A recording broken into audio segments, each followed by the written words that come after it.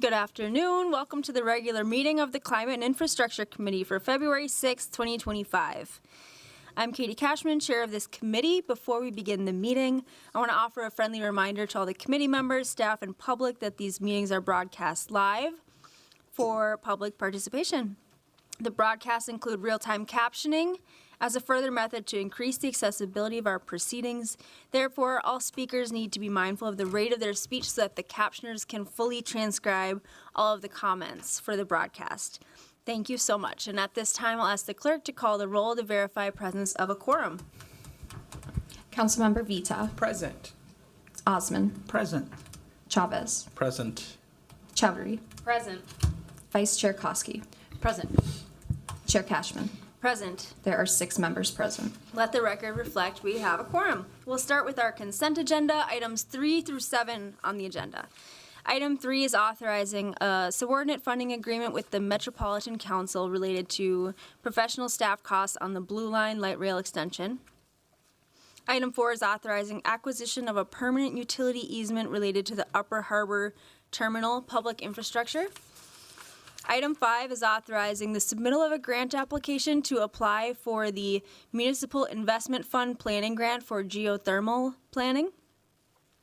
Item 6 is directing staff to conduct a landscape review of policies designed to support property owners on their expenses related to lateral water and sewer lines. Item 7 is directing staff to undertake research and analysis of nationwide special assessment assistant programs. Any discussion on items 3 through 7 on the agenda? Councilmember Chavez. Thank you, Chair Cashman. I quickly just want to talk about item number 7, which is an item that Vice Chair Koski and I are bringing forward relating to financial hardship and special assessment. This is a conversation that this committee has been talking about many different times, and we're excited that we're finally going to be able to bring this forward and have the Policy and Research Division talk about this topic. We have many folks, sometimes many who are low income, that come talk about the special assessments and the hardships that they face. So I think it's an important opportunity for our staff in the Policy and Research Division to do some research at the national level and then figure out a Minneapolis context just to get a better understanding of what kind of programs there are out there. So very excited to move this forward with Vice Chair Koski. Thank you. Next, I'll recognize Vice Chair Koski. Thank you, Chair Cashman. I just wanted to speak on item number 6, and thank you, Councilmember Chavez, for speaking for both of us on item number 7. Colleagues, I'm bringing forward a staff direction that guides our Policy and Research Division to explore municipal programs and policies that provide support to property owners and mitigate the costs related to the assessment, repair, and replacement of lateral sewer and water lines. The rising costs and logistical challenges of maintaining and replacing these essential underground pipes are an increasing concern for cities nationwide, including Minneapolis. Our city's water infrastructure is aging, and many of the pipes that homeowners rely on were installed decades ago. As we work to build a more resilient city, we must recognize that climate change is accelerating the strain on this already deteriorating system. In Minneapolis, the frequency of lateral water and sewer line failures has been rising at an alarming rate. Over the past 5 years, the number of sewer lateral repairs has increased by 125% from 651 to 1,471, while the average repair cost has also grown by 30% from $7,804 to $10,174. Many of these pipes are nearing the end of their lifespan, making failures more frequent and repairs more costly. At the same time, the accelerating effects of climate change, more intense storms, heavier rainfall, and increased flooding are putting even more stress on our water infrastructure. These extreme weather events can overwhelm sewer systems, leading to backups, overflows, and failures that leave homeowners with expensive, urgent repairs.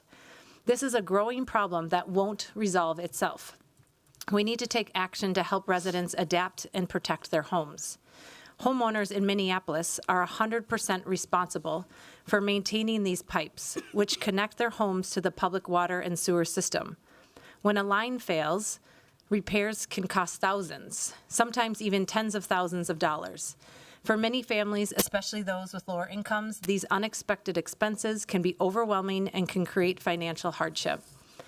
While the city does offer some assistance, like the ability to spread certain repair costs over property taxes, we don't yet have dedicated municipal programs like grants, city-backed loans, or cost-sharing initiatives to help ease this financial burden.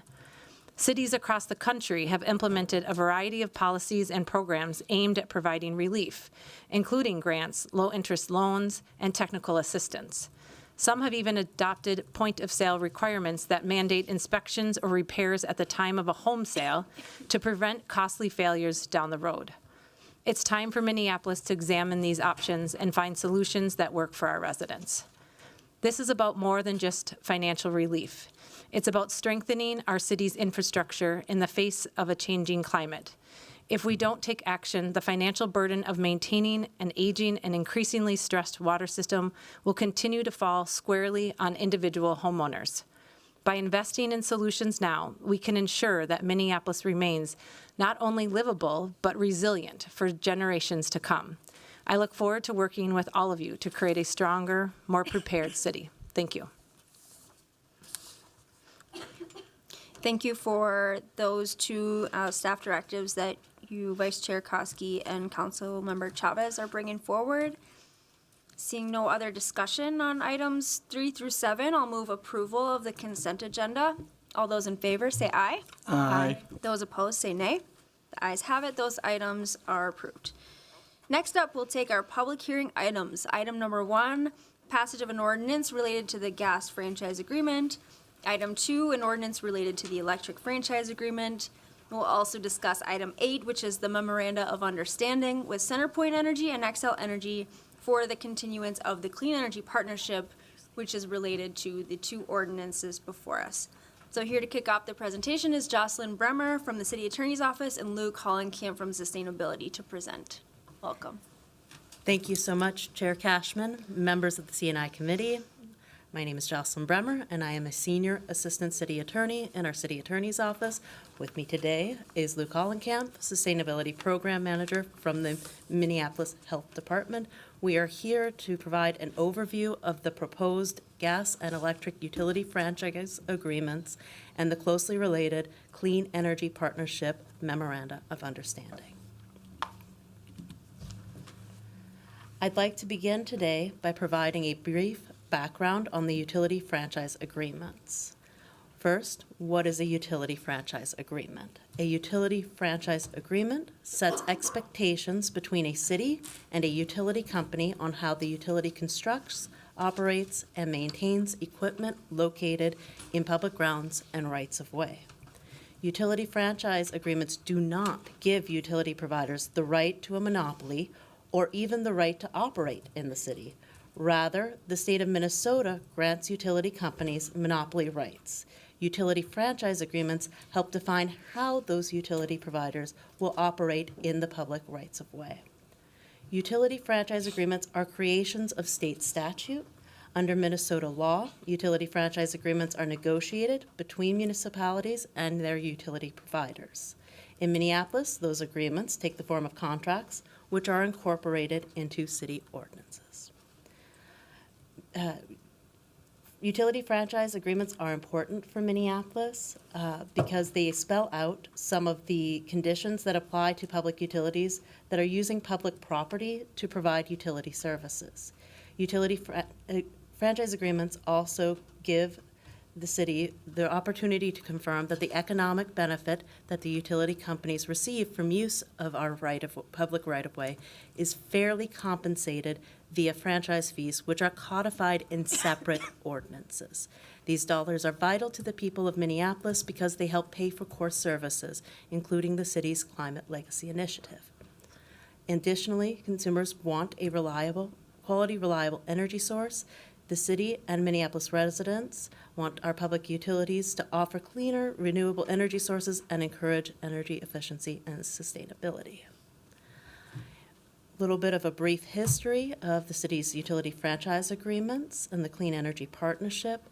Before 2014, Minneapolis had entered into a series of 20-year-long utility franchise agreements with our gas and electric utility partners. However, when those agreements came up for renewal in 2014, the public expressed significant interest in exploring the idea of municipalization. Though that option did not move forward, the city was able to negotiate a reduced term of the agreement from 20 years to 10 years. Our utility partners also entered into an agreement to establish the Clean Energy Partnership. This first in the nation and award-winning partnership has inspired similar models in other jurisdictions. This slide helps to illustrate the interconnections between the utility franchise agreements, utility franchise fees, and the Clean Energy Partnership. As noted earlier, having utility franchise agreements allows the city to collect utility franchise fees. These fees are established in separate ordinances, Appendix C-2 for CenterPoint Energy's franchise and Appendix D-2 for Excel Energy's franchise. Those ordinances are not being changed at this time. The city then uses the franchise fees to cover a variety of things, including the city's cost to manage operations in the right-of-way and for its climate action activities.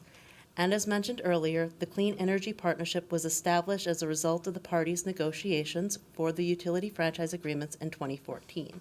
The separate agreements, called Memoranda of Understanding, or MOUs, expire with the expiring franchise agreements. As such, the city and its utility partners agreed to negotiate updates to those MOUs as part of the negotiations for the utility franchise agreements. This slide provides a timeline of the city's negotiation process. The city has devoted significant time, energy, and resources over the last 18 months or so to this endeavor. In fall of 2023, a group of internal stakeholders representing departments across the enterprise began meeting to develop priorities for negotiations. Between fall 2023 and spring 2024, city staff spent significant time researching franchise agreements across the nation for best practices and meeting with representatives from other jurisdictions who have some utility franchise agreements. City staff also met with internal and external stakeholders to solicit feedback on changes to the agreement to, pardon me. City staff also met with internal and external stakeholders to solicit feedbacks on changes those individuals and groups might like to see based on their experiences with the expiring agreements and MOUs. Many of those stakeholders are here today, and we appreciate everyone being here and their contributions to this process. By the end of May 2024, negotiations had begun. During this process, I presented on the gave a presentation on utility franchise agreements before this committee in July. A copy of that presentation can be found in the city's LIMS site. Negotiations took longer than anticipated, requiring short-term extensions to the expiring franchise agreements. Since the MOUs expire at the same time as the franchise agreements, those were by default also extended. In December, we began this legislative process to make sure that the process was complete before the expiring franchise agreements and MOUs sunset. During this process, city staff met with internal and external stakeholders to provide information about the contents of the agreements and the MOUs. This slide provides a list that outlines the key priorities the city had going into negotiations for the utility franchise agreements and MOUs based on the research and outreach done by staff in the first part of the negotiation process. We will detail the results of the negotiations in the upcoming slide, and for clarity, I will be presenting on priorities A through G for the franchise agreements, and my colleague Luke will be presenting on priorities H through J for the Clean Energy Partnership. So to begin with the franchise agreements. One of the priorities all stakeholders mentioned had to do with adding some flexibility to the duration of the franchise agreements. The expiring agreements are 10-year terms and require the agreements to be in effect for a minimum of 5 years before termination. As part of this negotiation process, the city was able to secure a slightly shorter duration to the agreements, which expire on December 31st, 2034, and the parties agreed to eliminate that 5-year waiting period for termination. Another issue that stakeholders raised nearly unanimously was the lack of inclusion of a specific reference to the Americans with Disabilities Act of 1990 and its associated regulations, also known as the ADA. While the expiring agreements require the utilities to follow all federal, state, and local regulations, the inclusion of specific references to the ADA highlights the importance of keeping the rights-of-way clear and accessible to the public. City enterprise stakeholders and some community organizations also sought improvements to the provisions in the franchise agreements related to communication, information sharing, and project coordination between the city and its utility partners. While the expiring agreements required information sharing, the proposed agreements expand upon this requirement to specify more data. This means that the utilities have also agreed to provide the city with complete and accurate mapping information for their infrastructure locations and investments. And the proposed agreements also require closer coordination of capital improvements and major projects to minimize disruptions and closures in the rights-of-way. Priority D is the clarification of restoration language. City enterprise stakeholders, particularly from our Public Works Department, sought to improve upon the expiring agreement's restoration clauses. The proposed agreements accomplish this request. The proposed gas franchise agreement clarifies that the city may elect to perform the restoration work and bill the gas company for doing so within 60 days of completion. The proposed electric franchise agreement also acknowledges the city's right to elect to restore the right-of-way, but provides that if the electric company starts the restoration work but does not complete it in a timely manner, then the city may perform or arrange the restoration work at the company's expense, which explicitly includes the city's administrative expenses and overhead. The issue of permit fees arose during the negotiations process after City Council repealed an outdated portion of an ordinance exempting all franchise holders from paying permit fees. The proposed franchise agreements contain language that require the utilities to pay an annual flat fee of $100,000 each. This funding, $200,000 in total, will be new funding for the city's Utility Connections Division. The permit fee is intended to better facilitate the review of permit applications and monitor compliance of approved permits. Stakeholders from across the board requested that the city adopt more generalized franchise fee language in the utility franchise agreements. These proposed franchise agreements now reference the city's franchise fee rights under state law. In comparison, language in the expiring agreements strictly established how fees could be expressed. Additionally, the proposed agreements now refer exclusively to the separate city ordinances for fee levels and customer classifications. Priority G is the inclusion of a time to respond to inquiries. The expiring agreements established a utility point of contact person, but did not include any obligation for that person to respond to an inquiry in a timely manner. City enterprise stakeholders, particularly from our Public Works and Finance and Property Services departments, requested that this issue be clarified during negotiations. In the proposed agreements, the utility companies have agreed to provide a response, or at minimum, acknowledge receipt of an inquiry within 5 business days, except in extenuating circumstance. And this obligation of response is mutual. I will now turn it over to my colleague, Luke Hollenkamp.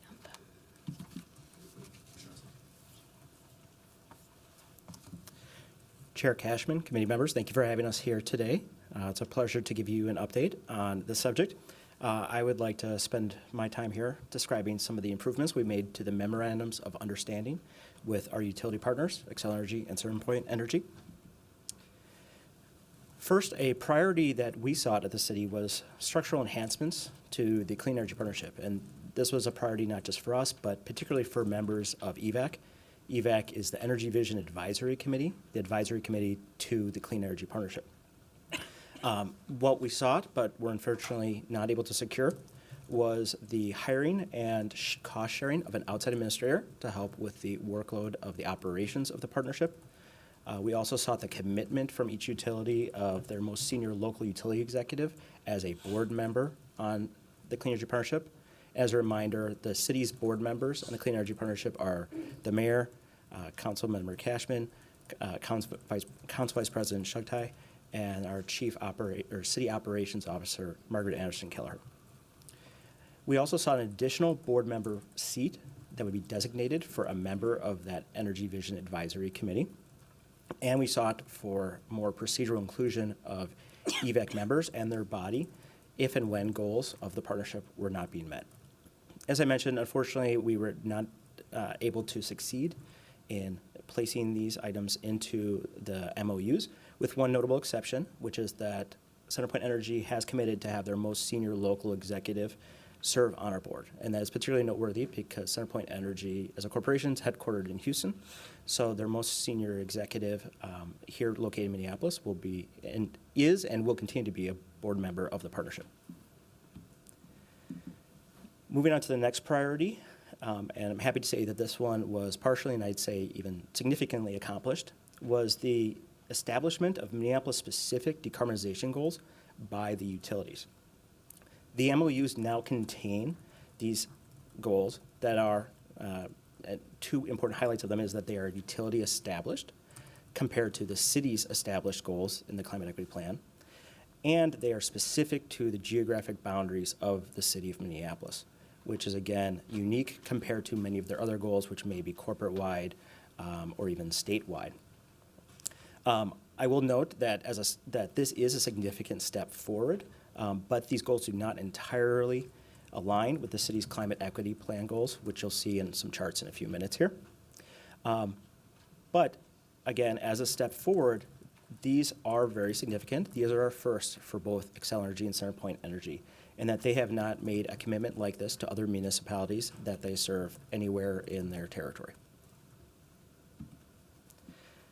Diving into specifics, for Xcel Energy, this is the language that they've agreed to in the MOU, and it states that Xcel Energy will reduce their greenhouse gas emissions community-wide, specific to Minneapolis, by 91% by 2030 and 93% by 2035, compared to a 2006 baseline. To get a little context of what that means, I direct your attention to this graph. On the left, you'll see shown in gray is historical emissions from electricity use in the city of Minneapolis. And over the last decade and a half, there has been a significant reduction in electricity emissions, as many of us are aware of. Furthermore, then, shown on here in the blue squares are the climate equity plan goals that the city has established for the electricity sector, culminating in carbon-free electricity by 2030. And then layered on top of this chart here is a few other notable goals. One, which is actually state law, is that as of a few years ago, Xcel and other utilities, electric utilities in Minnesota, will be required to be carbon-free by 2040. And Xcel, in their corporate communications, has made nationwide goals, which are very significant. And if you were to map those nationwide goals onto our emissions profile, they equate to where you see the red square. Furthermore, Xcel has specific goals contained in their Upper Midwest regional plan. That is their plan approved by the Public Utilities Commission for Minnesota and the surrounding states. And that goes even further than their corporate-wide goal. In this agreement, then Xcel goes beyond all of those other previous goals, and they commit to those goals that were in the 90% plus range in 2030 and 2035, notably very close to the city's own goals as well. Moving on to CenterPoint Energy and gas service. CenterPoint has also agreed to specific reduction goals within the city of Minneapolis, and these are goals that they have established. Notably, they established as a baseline goal that they reduce emissions 20 to 30% by 2035 from a 2021 baseline. I will note here, as you'll see in the next graph, there's a question as to why the 2021 baseline. And one thing to note is that the 2021 baseline and 2006 emission levels are basically the same. As you'll see, emissions from gas have not decreased, notably in the last decade and a half. But going further beyond that goal is that CenterPoint officially recognizes the city's climate equity plan goals and then establishes as REACH goals equivalencies to what we have established in our climate equity plan.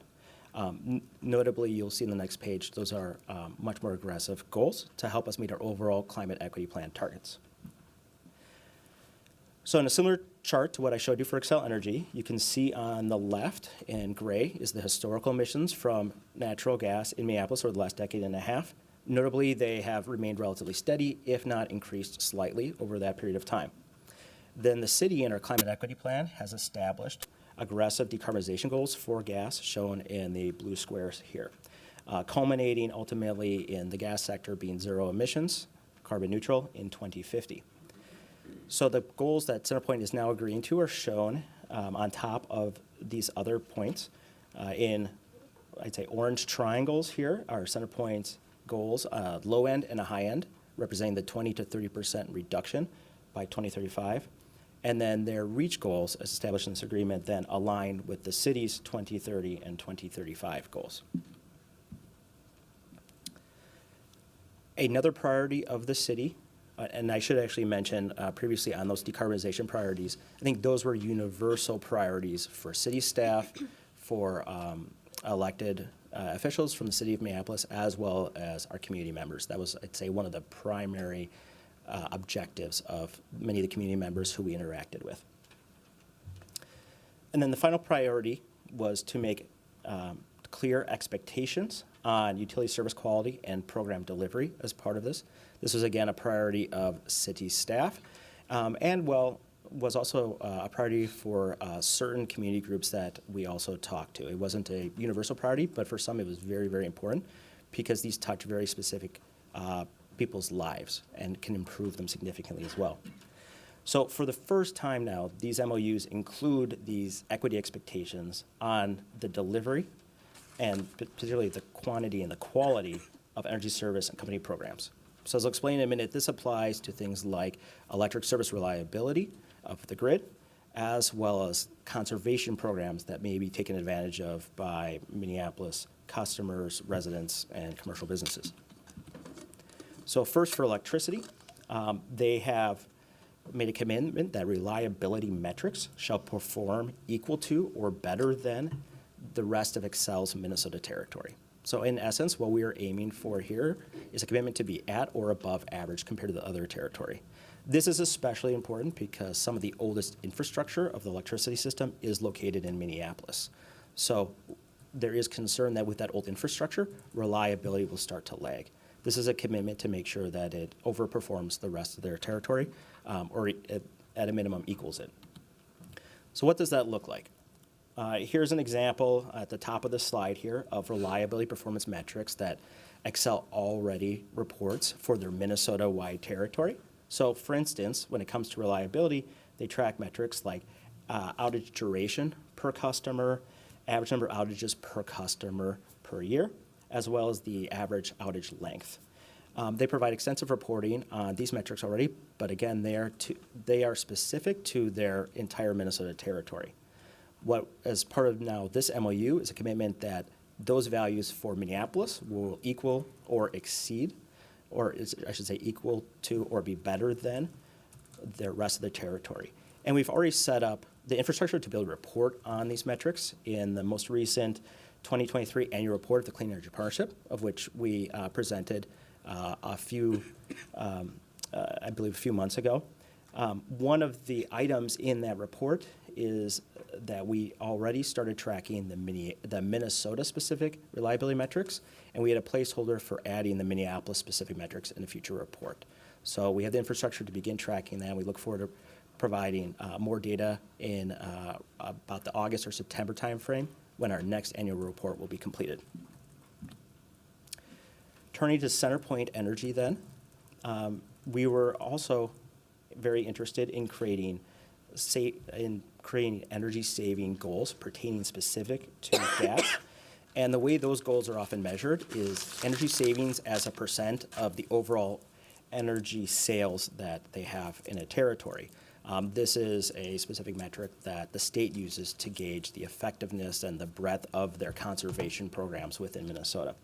So the commitment that CenterPoint now is making in this goal is that the Minneapolis energy savings, the Minneapolis performance of their conservation programs will be equal to or exceed the performance of the rest of their territory.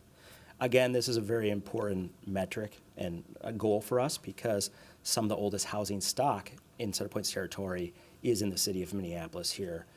We all know about the very large need we have for weatherization, particularly of people's homes. So this metric will ensure that we look at programs like that and have the expectation that those will be taken well advantage of Minneapolis residents, and that their performance will be equal to or better than the rest of the Minnesota territory. Likewise, CenterPoint also delivers a number of low-income residential programs to help make gas more affordable, as well as to help weatherize low-income housing. And in the same vein, they've made a commitment that those programs and that spending will be equal to or better than the rest of their Minnesota territory. And on the CenterPoint side, what that looks like again is we'll be tracking and then have expectations on items like weatherization of homes, which again we have a substantial need for, and a program that fits into this conservation goal also is Home Energy Squad. That's a very well-known program delivered by Xcel Energy and CenterPoint Energy, and we've been really proud in recent years to partner with the utilities by helping pay the customers' copay for those visits, and we look forward to really expanding our work and expanding the breadth of that work in Minneapolis. And similar to what I mentioned with Xcel, we already have a place in our Clean Energy Partnership annual reports to report data on these specific goals. And again, that information will become available specific to Minneapolis in August of this year. So to close out, concluding on the MOUs, we feel that these MOUs represent a stronger, more goal-oriented clean energy partnership. Really, for the first time now, there are goals embedded into this MOU, or these MOUs. Notably, there are now Minneapolis-specific utility-established emissions reductions goals. We think that's a significant step forward in our relationship and our commitment to each other. There's also then equity expectations for the delivery of their utility service and programs. And this MOU now really strengthens one of the city's important tools for achieving our climate equity goals. This is not the only tool we have. It's one of the tools in our tool belt, but it's a very important tool, and we feel now it's much stronger because of these negotiations. And now I'll turn it back over to Jocelyn. And I'll just provide a conclusion to the franchise agreements. The utility franchise agreements are modernized for the new era.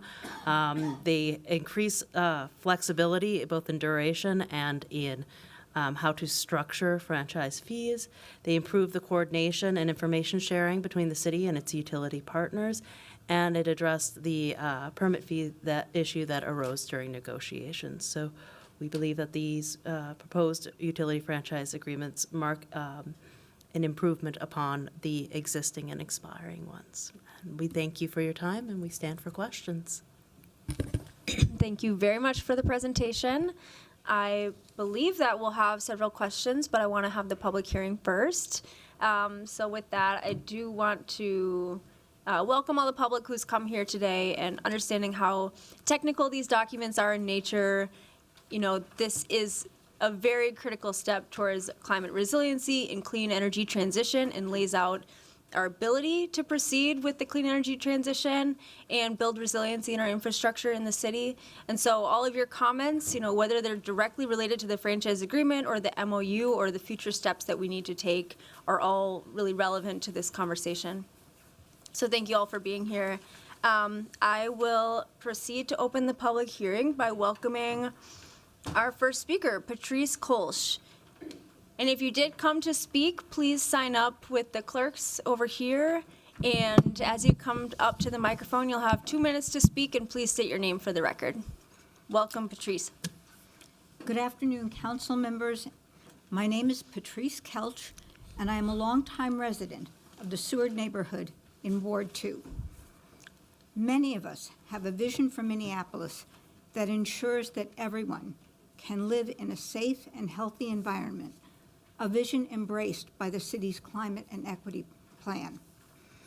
This vision can only be realized if we take responsibility for making sure that those contributing most to pollution and profiting from it are held accountable. The franchise agreements are an important component in implementing the city's climate and equity plan. The recently negotiated agreements are moving in the right direction, but they fall short of what they could be. I especially appreciate that the franchise holders are no longer exempt from paying permit fees and that this revenue will be new funding for the city's utility connecting division. And I'm disappointed that the city was not able to sufficiently strengthen the clean energy partnership with the franchise holders so that there would be more representation and accountability for the people of Minneapolis. However, I ask you to support these agreements, imperfect as they are, but also to keep pressuring the utilities to take more responsibility for helping Minneapolis meet its critical climate goals. Thank you very much. Thank you, Patrice. Next will be Julie Doherty, followed by Kat Knudsen, and then Dan Turner.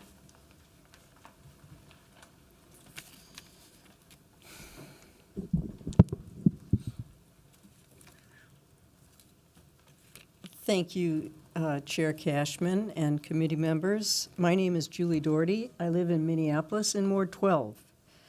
I'm a leader with Isaiah and Faith in Minnesota, and I think a lot of you know that Isaiah seeks to build a multiracial democracy and a caring economy. But the reality is neither of these will be possible unless we are able to deal with the climate crisis that we are now in. We've done good work here in Minnesota and here in Minneapolis, including negotiating the franchise agreements and the accompanying memoranda of understanding that we're talking about here today. Obviously, we wish these agreements would have offered more, but we're appreciative of a number of things. For the very first time, both of the utilities have made commitments to reduce greenhouse gas emissions from energy delivered here in our city.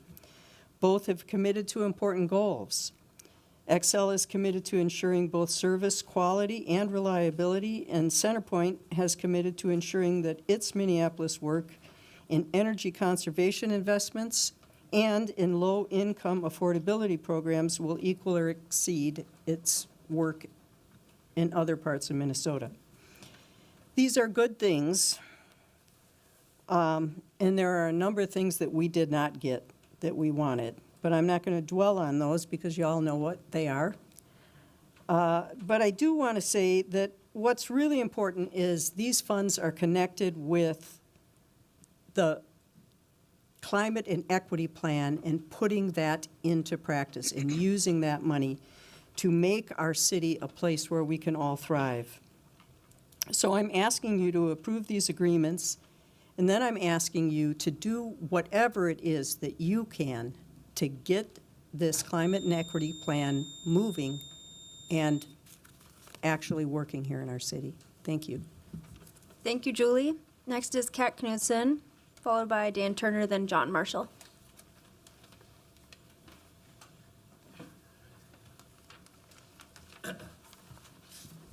Thank you, Chair Cashman, Vice Chair Koski, and committee members. I'm Kat Knudsen, the Local Government Affairs Manager with CenterPoint Energy. Thank you for the opportunity to comment on the City CenterPoint franchise agreement and the MOU.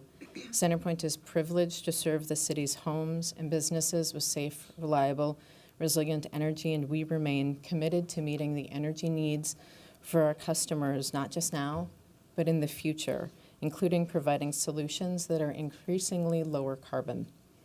When we worked with the city and Xcel back in 2014 to create the Clean Energy Partnership, we knew we'd learn a lot along the way. And we have. The documents before you are the culmination of many honest conversations and many lessons learned. They acknowledge there's more that we can all do together while helping us lead toward the city's energy future. They build on the successes that we've had so far working together, like investing in the energy efficiency needs in the green zones, continuing to make the benefits of energy efficiency more widely accessible, and co-creating solutions to reduce emissions from those large businesses.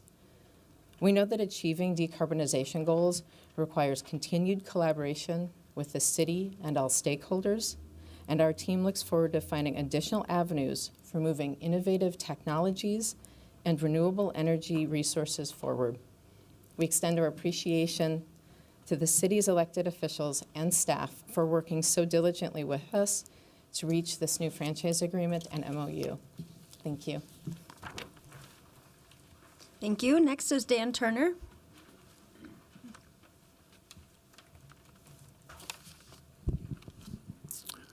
Hello, committee members. My name is Dan Turner. I live in the Seward neighborhood in Ward 2. As you know, climate change is real. It's getting worse quickly. And regardless of the actions of humanity at this point, it's going to get worse in the future. The only question is how much worse. The Climate and Equity Plan, which, thank you, you passed, it's a very good thing, can help both Minneapolis and the future if it is implemented well, which means, among other things, retrofitting, weatherizing, and electrifying every home as soon as possible. The franchise agreements and MOUs, in my opinion, are not perfect, but they are a step in the right direction. A small step, maybe, but nevertheless, the right direction. So please support them and keep pushing the utilities and do whatever you can to help get us off these carbon sources. Thank you. Thank you, Dan. Next is John Marshall, followed by Jean Ross, then Hannah Merrill. Good afternoon, Chair Cashman, committee members. Hello, my name is John Marshall with Xcel Energy. I'm the Regional Vice President of Customer, Community, and Foundation. Also a very proud member of the Clean Energy Partnership. I just want to take this opportunity really to thank the City of Minneapolis for its partnership and collaboration. 10 years in now, it was definitely time to renew the franchise and to update it for the coming 10 years. It was also very prudent for us to work collectively to refresh the Clean Energy Partnership Memorandum of Understanding, given how much has occurred since it was first drafted. We very much appreciate being able to have the conversation with you around both these documents that really do guide how we intersect and collaborate on our shared goals that really ultimately benefit the residents of the city of Minneapolis. Our progress towards our carbon-free goals have greatly impacted all of our customers, including our headquarters city here, the city of Minneapolis. And it was a good time right now to update how we continue to work together. Please know we remain very committed to responsibly continuing the clean energy transition in a way that does not sacrifice reliability or affordability. Thank you for the time. Thank you. Next is Jean Ross. Hi, Jean Ross. Do I need to spell that? No, that's okay. All right, pretty simple name. 52-year resident of Minneapolis, living in Ward 13. I appreciate the efforts of the council members to make our city more resilient. But I have to point out that Xcel and CenterPoint made promises to be good partners with Minneapolis's ambitious climate goals back in 2014 because they felt threatened, and they have not come through on those promises to be good partners and have dragged their feet on clean energy projects and tried to avoid accountability, community input, and threats to their market share.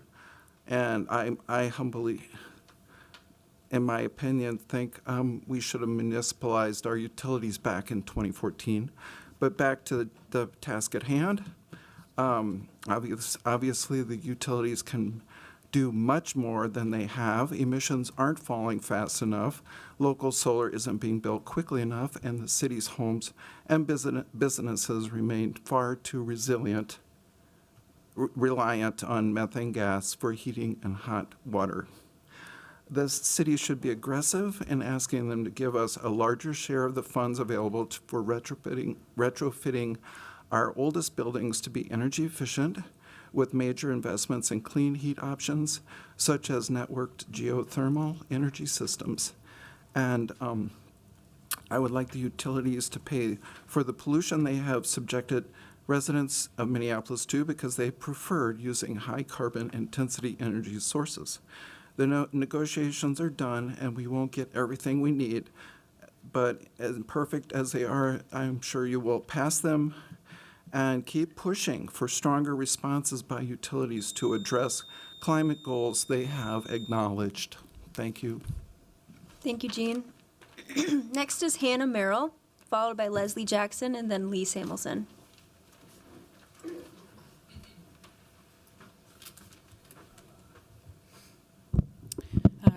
Hello, Chair Cashman and committee members. Thanks for having us. My name is Hannah Merrill. I am a resident of Ward 4. Like a lot of the people in the room and in front of me, I believe in a Minneapolis where all of us, regardless of race, zip code, or economic status, can have and deserve clean air, more comfortable homes, lower energy bills, and the confidence that our city is doing its part to combat climate change. I do want to thank the city staff who worked so hard on negotiating this. As others have mentioned, it didn't include everything that a lot of us have asked for, but such is the nature of negotiation, and it does give us a floor to work from. So I do encourage you to please vote yes on these drafts, and I want to talk about what comes next. Utilities have not taken too much responsibility to clean up after the fossil fuel systems that they created and profit from, a lot of profit. I did see that there's a start in the MOU, but we need to keep on it. This is not just a Minneapolis problem, but we can set an example for the rest of our state and the rest of our country. Also, about, even though the fees didn't change, but how we spend them, that feels relevant to talk about. How do we spend franchise fee money? I really want to see and expect to see some scaled up implementation of the retrofits, electrification, and decarbonization discussed in the climate equity plan from the city. And I am very concerned that it include renters. I was just on the CEE website for my own, I'm a homeowner wanting to do some insulation, and I was once again reminded that my neighbors who live in rental units and anyone in multifamily housing over 4 units doesn't have access to so many of the programs that do already exist. We need to both involve renters and protect them. So in short, I ask that you vote yes on these drafts, but do not consider your duty to the people of Minneapolis and your responsibility to make good on the city's climate and equity plan discharged with this vote. Thank you. Thank you, Hannah. Next is Leslie Jackson.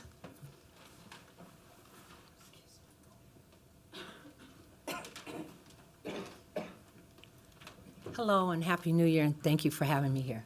My thing is about the grid. Because of population growth and everybody wants to electrify this, electrify that, I'm wondering about the grid. Is there anything in the contracts that state that they're going to update it because it's out? We've had the United States grid has not been updated since 1970, so that makes me question what's going on in Minnesota since we were one of the first to get the grid. And so I want to know, how do they plan to do it? Will there be monitoring? Will they report back to this committee and body about the updates and the changes that's happening so we won't have any blackouts? We're in a very cold state, and any blackouts or things trigger our residents here when it might be cold, the kids and everything else, and there's no telling how long electricity will come back to their homes.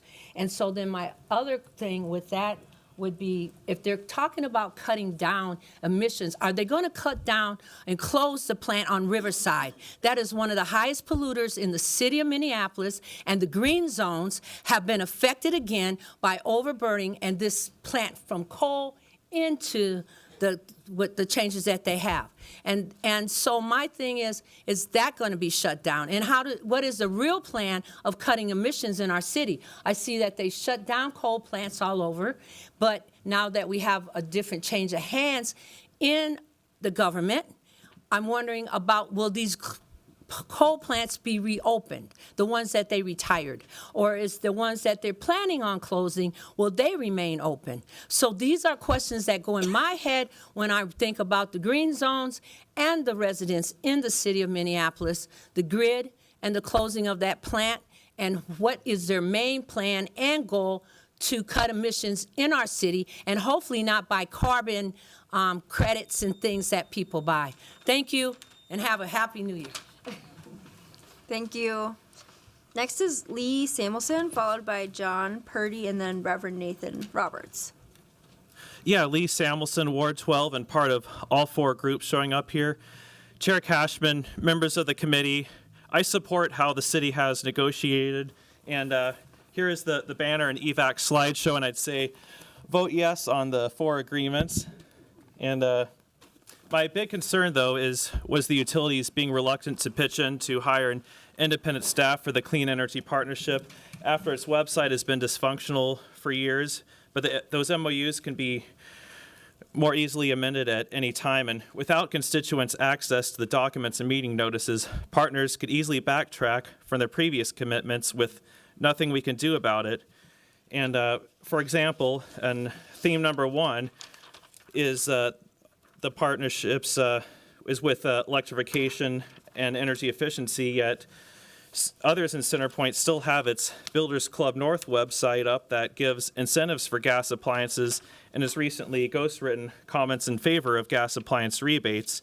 And for theme number 2, I'm wondering how are we going to reach the city's goal of 30% in-boundary solar by 2030 when the partnership's task force to address Xcel's delays and excessive fees on locally owned solar projects has not met for like a year and a half. And at its Q2 2018 meeting, the partnership had agreed to a definition of inclusive financing for energy efficiency, yet Centerpoint had refused to budge on demanding a minimum rate of return for providing it to us, breaking the expectations set by that definition. I'm not sure if Xcel has considered it, and I collected 1,000 petition signatures asking them to. And so when the utilities are not forthcoming with the real reasons why they are reluctant to do certain things, good efforts get tripped up on the details. But I am determined to find the center point on how to make this clean energy partnership excel in meeting goals. Thank you. Next speaker, John Purdy, followed by Reverend Nathan Roberts, and then Brian Cronky. Good afternoon, Chair Cashman. I'm John Purdy. I'm a resident of St. Paul, but I work as a boiler operator for two. Can you move a little closer to the microphone? Yes. Thank you. Thank you, Chair. John Purdy. I live in St. Paul, Minnesota. I'm a boiler operator for two buildings up on 26th and Nicollet. And am I allowed to proceed with that? Thank you. The first building that I just got done enabling, is that upside down? Probably. Is at 1909 First. And that was it's a legacy building. That's a former fourplex. It's been turned to an eightplex. We worked and worked to get efficiencies in that building. It's a steam boiler operation. Right now, we accomplished what we wanted to by improving through Centerpoint with the help of Centerpoint, the custom efficiency rebates. Here today is my bill, and as you can see, I'm rated commercial, industrial, firm rate. What that does for me is it drops me into the higher of the franchise fees. It puts me at 7.75% instead of a residential rate. We have an eightplex there, and it's a residential unit.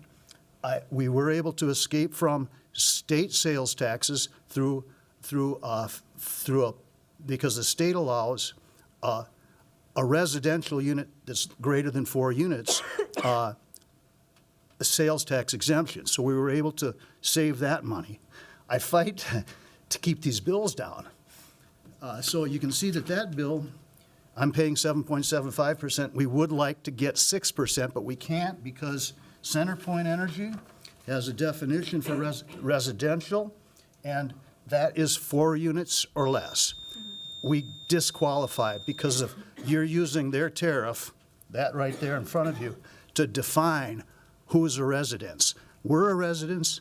We have low-income people that depend on us. I'd ask this council to try to do something about that with your collaborator, with your franchisee, and get this straightened out. I've approached them before, I get nowhere. Okay.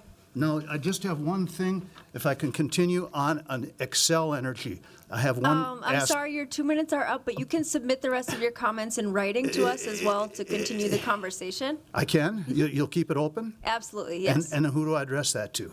Public comment at minneapolismn.gov. Okay, can I leave you my documents that I'd just like to leave, especially for the city attorney that was speaking? And Madam Chair, you can bring your documents over to the clerk, and if you have additional comments to submit, I would recommend for anyone and for you, minneapolismn.gov/public comment. There we go. Okay. Yeah. In conclusion, I just want to say that Excel Energy is charging the light rail franchise fees. The light rail is Metro Council. Metro Council is exempt from city franchise fees, but Excel is charging them for all of the light rail, which is the most efficient on the transportation means available. The state statute exempts them, but you're charging. I'll leave those documents up here for the review of your city attorney. Please do. And thank you. Thank you. And don't forget your gloves here. My what? Oh, yeah. All right. Next is Reverend Nathan Roberts, followed by Brian Cronky. Hi, everyone. I'm Reverend Nathan Roberts with Isaiah, and I live in Ward 9. Shout out to Jason Chavez. Climate change is a huge inconvenience. Honestly, I hate it. I hate everything about it. It's so much work. I didn't make it, and now I'm just having to fix it, and it sucks. And we all got better things to do than be here, right? And you do too. So I just thank you for working on this. Like, I am not smart enough to do this. Like 100%, I don't know what I'm doing. But I do know that I had a baby 2 years ago, and because of the wildfires in Canada, I didn't get to play outside with my baby the whole summer. And that sucks. And my kid, he's 2.5 years old. He just wants to watch Spider-Man and play with Spider-Man in the backyard. And sometimes he can't go outside because it sucks outside. And so I just want to tell you that I really hope that you guys hold people accountable. I trust you guys to do that. I also trust that y'all are not taking donations from these people. I wish it went without saying, but like, people be crazy out here, giving money out. So please do not accept any money from these people. They don't need any more power than they already have. Secondly, I support this franchise agreement. I trust the people who worked on it. But this is a monopoly, and I hate that game, and I hate it in real life.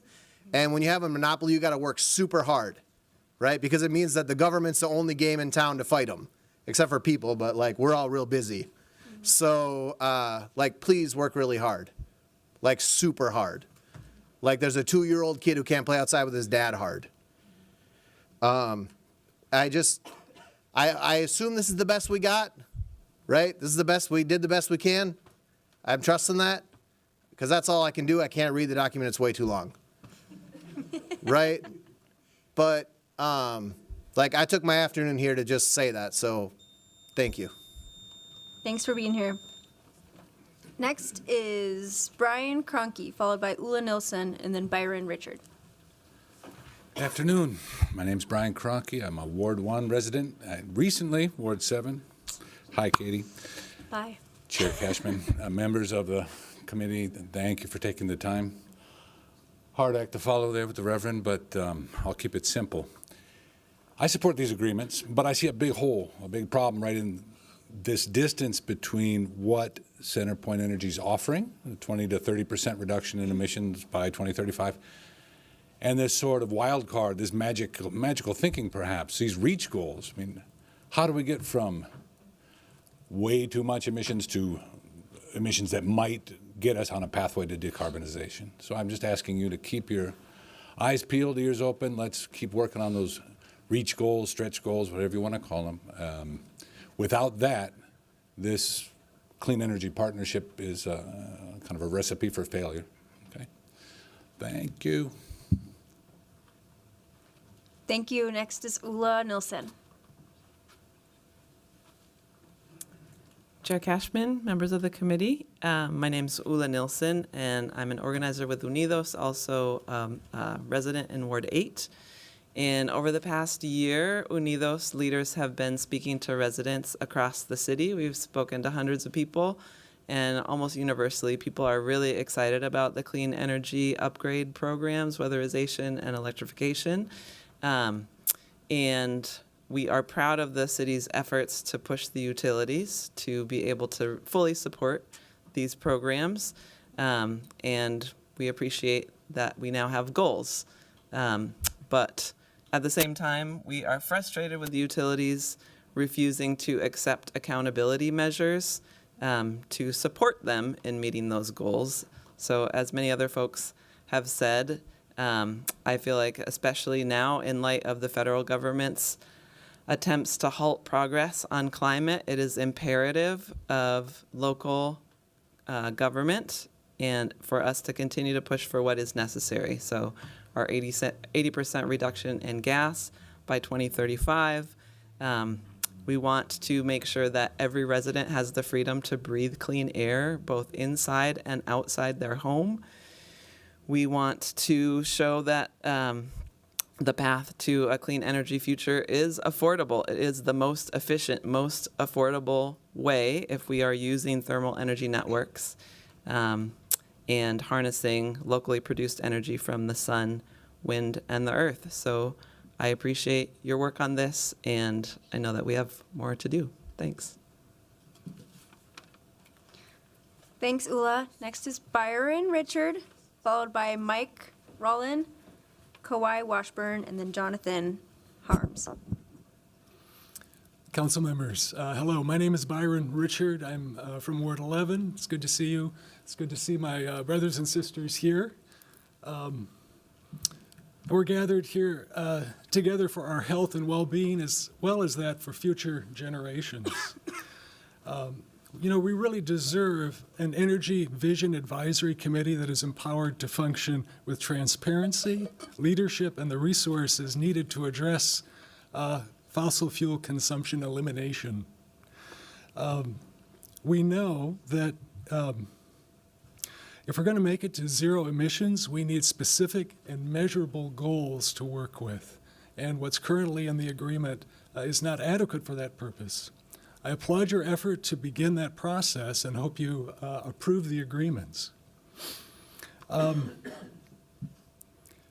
We need to take seriously the kinds of assessments of climate change damage that Councilmember Koski reported on earlier in the meeting and act together to address them. And I'd like to say to the business organizations for which Minneapolis is a profit source, we invite you to act as though you live here too. I look forward to eagerly look forward to the future of improved agreements and making real progress that we can measure. Thank you so much. Thank you. Next is Mike Rollin.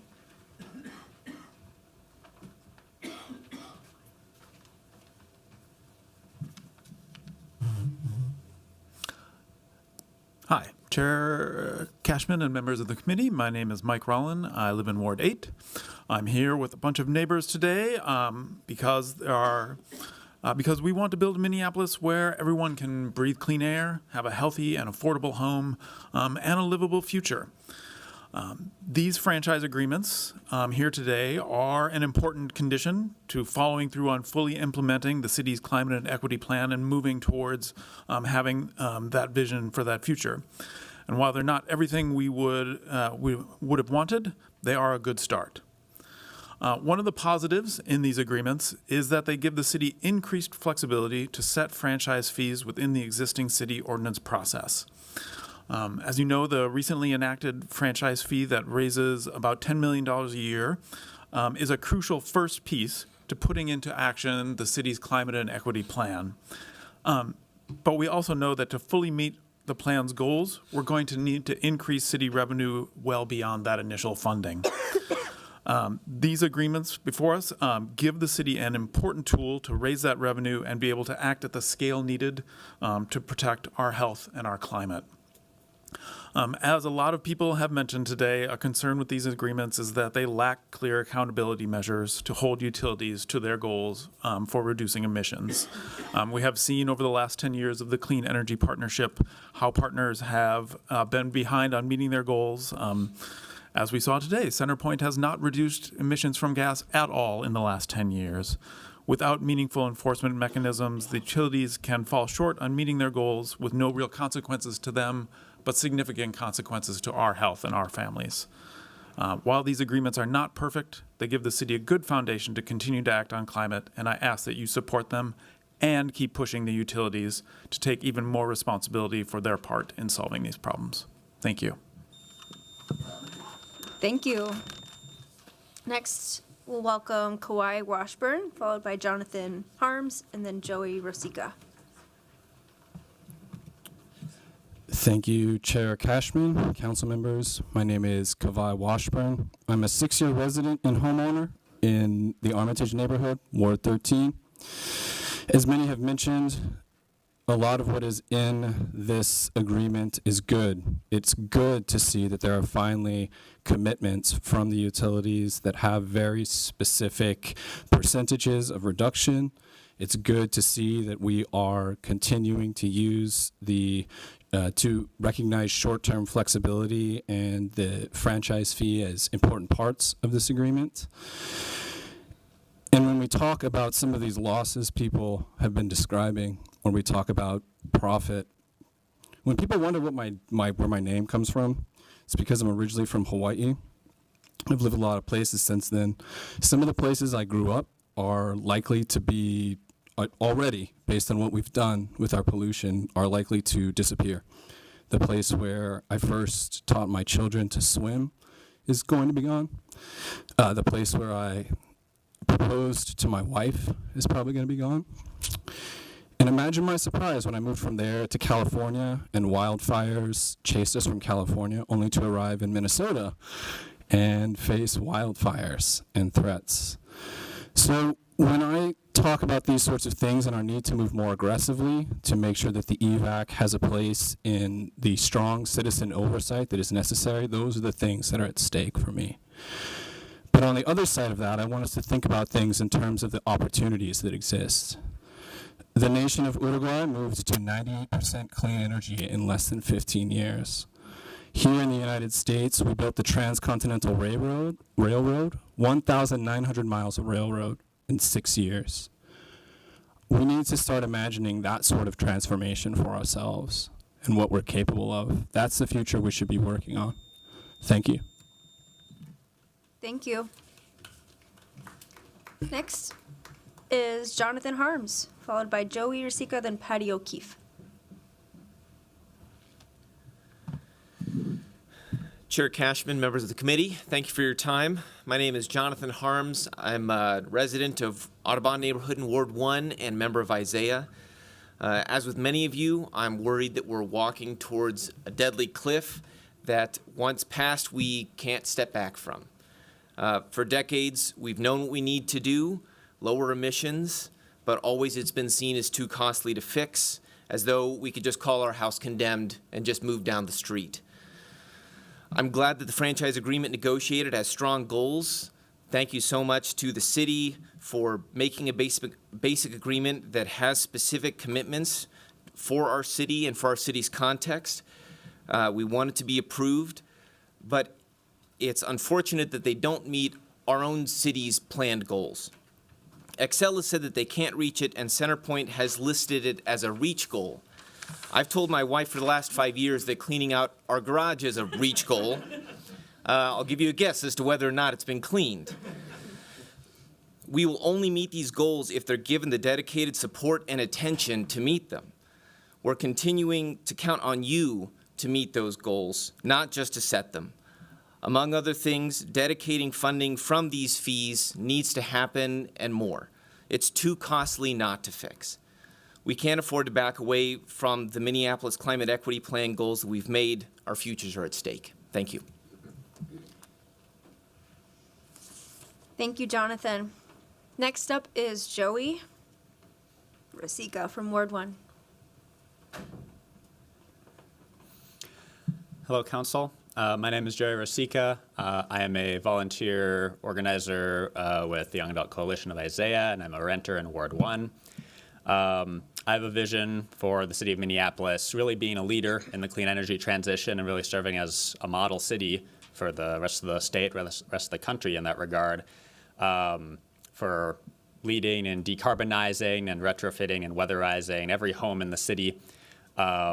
Right now we see a large degree of disparity in the level of quality of insulation, of how much people are paying for utility bills in the city. And I think that everyone deserves to live comfortably and to live with affordable utility bills and to take advantage and be included in the clean energy transition. And so regarding the franchise agreement that we're discussing today, I think there's a lot of great stuff in here. I think it's amazing that there are like city-specific targets that we've gotten utility companies to commit to, and for reduction of greenhouse gases. And so ultimately, I want to express my support and urge the city of Minneapolis to accept this agreement. But then I want to also make sure that we're continuing to push utility companies to do better, because there's still a lot that's missing in this agreement, especially seeing the gap between the city target for fossil gas emissions and what the CenterPoint Energy stretch goal target is. I wasn't expecting it to be such a big gap. And so we're going to need to keep pushing, and I urge you to continue pushing in that regard to make sure that we're holding polluters accountable, to make sure that we're driving utility companies to do better. So thank you.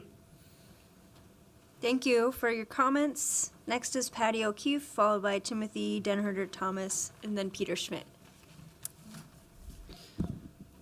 Hello, Council. My name is Patty O'Keefe. I'm co-chair of EVAC and a Ward 8 resident. EVAC is the Energy Vision Advisory Committee to the Clean Energy Partnership.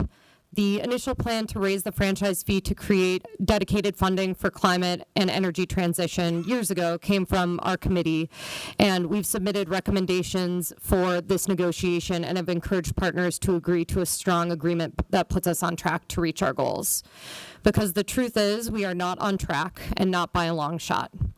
I have to be honest that serving on EVAC sometimes can be quite frustrating. Because I think, like all of us, we see the fires, we see the hurricanes, we see the wildfire smoke, we see all the, stories in the news saying that this is like our last shot and we have to go big right now to address climate change. And then in EVAC, we see year after year of our annual goals not being on track. And so there being that disconnect and that feeling very scary. So the stakes of this agreement are very high. The franchise agreements and MOU do fall short on some important improvements. We're especially disappointed in the rejection of EVAC's request for better representation and collaboration in the partnership. Despite its shortcomings, it is an important step. We're heartened to see the city-specific goals, even though there's room for improvement, and agree that kind of the REACH goals does feel like it's giving the utilities an out. And so I think it's really important that we need to look at this as just the beginning, and now it's time to make sure that the actions back up the commitments. So all in there, thank you very much for your time. Thanks, Patty. Next is Timothy. Thank you, Chair Cashman, council members. My name is Timothy Denherder-Thomas. I live in Ward 9. I also work for Cooperative Energy Futures, which is focused on access to clean and affordable energy. And I'm a member of EVAC, although I'm here speaking for myself. I was involved in the last effort to evaluate Minneapolis's relationship with Xcel and CenterPoint in 2013 and 2014. And I wanted to start by thanking the city of Minneapolis for its leadership on clean and efficient energy in this process. Very excited about the fact that we've maintained a a 10-year agreement, and for the first time, getting clear and measurable commitments from both Xcel and CenterPoint, both on climate, but also on a number of equity and service quality issues. This is a step forward, but I also really want to highlight that we are moving much slower than necessary. And I want to highlight that I and many people at the city and in the community and all across our whole state have been working on this for years, decades. CenterPoint's commitment of 20 to 30% falls laughably far short of where we need to be. And we've been talking about this with them for a decade. This is really the first time we've gotten even that. While Xcel's commitments on the climate side are much more substantial, they largely align with what Xcel is already required to do by state law. And on a lot of the improvements, reductions in outages, access to affordability programs, the commitments that we're seeing are only to get Minneapolis as good or better as the utilities are already doing statewide. Well, if you look at the numbers, many of our goals, what Xcel and CenterPoint are committing to, are not as good as other utilities are already achieving in Minnesota, right? So we need Minneapolis to not just catch up, but to really be a leader. And I'm looking to the city to really be the entity that's going to hold the utilities' feet to the fire and really show what it looks like to be a climate leader. Thank you. Thank you. Next is Peter Schmidt, followed by Marcus Mills and Alice Madden. Hello, Chair Cashman. My name is Peter Schmidt. I am a resident of Ward 10. I'm also, for transparency's sake, I work for a different solar company. Minneapolis is a hotbed of great solar companies. That's pretty great. I'm also a spouse of a Minnesota House of Representatives member, but I'm here on my own accord. I do try to be my own person from time to time. I echo and congratulations to this group. Though it is maybe lacking the teeth that I would like to see, it is still very meaningful to get any concession from utility. I understand the challenge of that activity, and even though some of those things, again, might not be enforced, it is still something to get them to put things on paper. I still think that words mean something. The points that I want to make today are twofold, one on the coordination side and one on the policy side. On the coordination side, I know there's an entire section about how we're going to collaborate and work together with utilities, especially on their major infrastructure projects, but I'm really waiting to see on the follow-through on that, with one main example being Hennepin Avenue South in the Uptown area, where the city's progress is moving from south to north, while Xcel decided to start from the very north end of the corridor and work to the south, likely making it so that we're going to have to rip up infrastructure on the way that we just poured, which is a lot of embodied carbon that's going to end up going into landfills and just lacking any kind of common sense in terms of how we're coordinating our activities. So I do hope we're going to see better coordination on that in the future. On the second side, on the policy side, I'm quite candidly excited for when we opt out of this agreement, hopefully in 2 to 3 years, to come back with more strong goals, particularly on the policy side. I think Minneapolis has a lot of ability to help at the state level. Kind of the last speaker's comment where Xcel is only doing a little bit better than they're required to by state law. Well, let's just make the state laws better by using our muscle to do that. 2 or 3 initial brainstormed ideas were make sure that Xcel or its lobbyists don't advocate against community solar policies, which are really important for renters here in the city of Minneapolis. Make sure they're not advocating against net metering policies, because that also makes solar even out of reach for homeowners or people that have roofs. Or if we're talking about resiliency, how do we get them to commit to undergrounding their infrastructure or supporting a battery energy storage standard to encourage more batteries here in the city of Minneapolis? But again, thank you for your time and thank you for your work on this. Thanks, Peter. So our last 2 speakers are Marcus and then Alice. So if you did want to speak, now would be the time to come and sign up.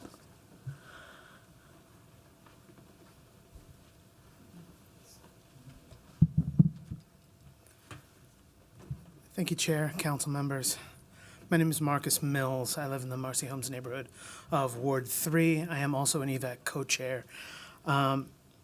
First of all, having been a part of both of these processes in the past 10 years, the last agreement and this one, like a number of the folks behind me, there is a degree of gratitude in just achieving these kinds of agreements.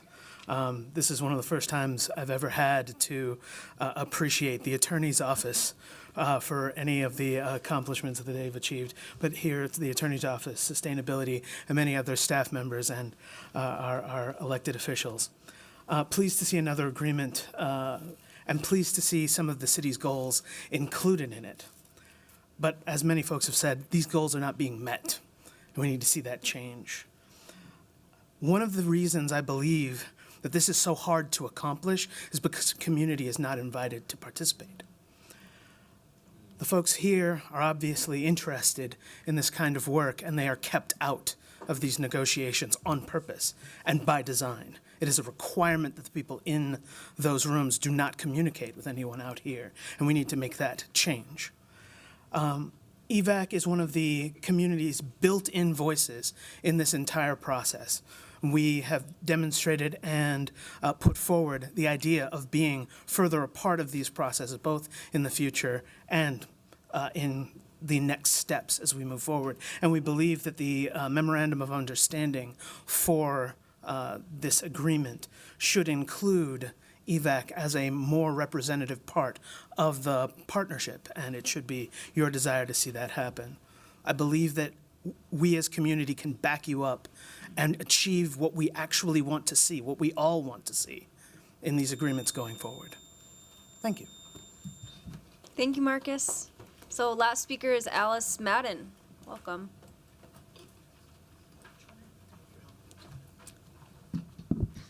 Thank you, Chair and council members. I just want to say thank you so much to the staff and to the Attorney's Office and to all the electeds who were a part of the negotiation process. This is worlds different than 10 years ago.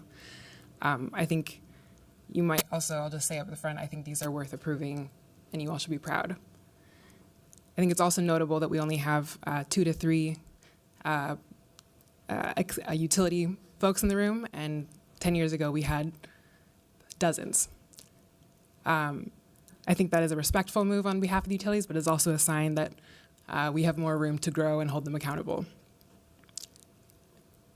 They are worried about their market share, and I think this is separating out, are the folks in the room good, nice people? That's different than what is the role they play in a monopoly corporate power that continually raises rates, is currently fighting the cap on their CEO pay, which currently is just shy of our $10 million a year for each one of their top 10 most paid executives. They have the largest lobbying presence in the state of Minnesota, among those, if not the top.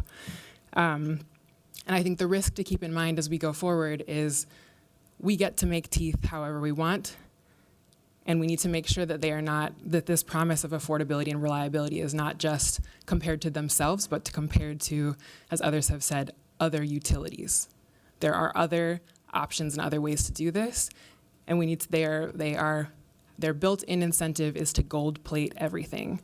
They make money by building more stuff, and they may build the stuff that we need, and they may not, and that there's a much more affordable way to do this when we keep in mind who is benefiting and who is bearing the risks. And so all that is to say, this is one piece of our tool. The other piece is not letting them say one thing to your face and do something else at the Public Utilities Commission, do something else at the legislature. The folks in the room are government relations and marketing folks. We don't yet have the other folks in the room. So thank you so much, and I support you approving this. All right, well, thanks everyone for coming out today. You all inspire me and give me hope. You know, in the national political landscape that we're in, I'm really proud that Minneapolis continues to be a leader in setting an example of how we can move the clean energy transition, move a just transition, move towards more resilient infrastructure. But as you all said, we still have a long way to go. I'm going to welcome questions from committee members. And as folks do get into queue, I just want to take the opportunity to really thank Jocelyn for your leadership in these negotiations. Thank you, Luke, for leading on all the sustainability aspects. Thank you, Jeff, from Public Works and the Public Works team. And most of all, MJ Carpio from the Ward 7 office, who literally became an energy lawyer in our first year in council and, you know, led briefings for council members, council staff all throughout the year, because these are highly technical documents, but at the end of the day, these agreements are where the rubber hits the road on whether we can actually achieve our clean energy goals, and that's why they're so important to me and to this committee. Oh, I'll now officially close the public hearing as well. So any other comments or questions from committee members? Councilmember Osmond. Thank you so much, Chair, and thank you so much, staff, for really put in the work, and I know it's been a lot of negotiation behind the door, and I see many community members that came out and they're happy. It's not perfect, but they're happy. And that's really just wonderful work that you have done. So I want to thank you for that. And also I want to thank the residents, especially Ward 6 residents and folks that continue to advocate. We live in this big world. We're all in one place. And it's really important that when you engage and when you continue to pressure, this is the kind of result we get. And you have been educating us and letting us know what you're seeing, and your calls, your advocacy have helped us go that right way. So I just want to thank you, everyone, for continue advocating for a long time, and let's just continue doing that.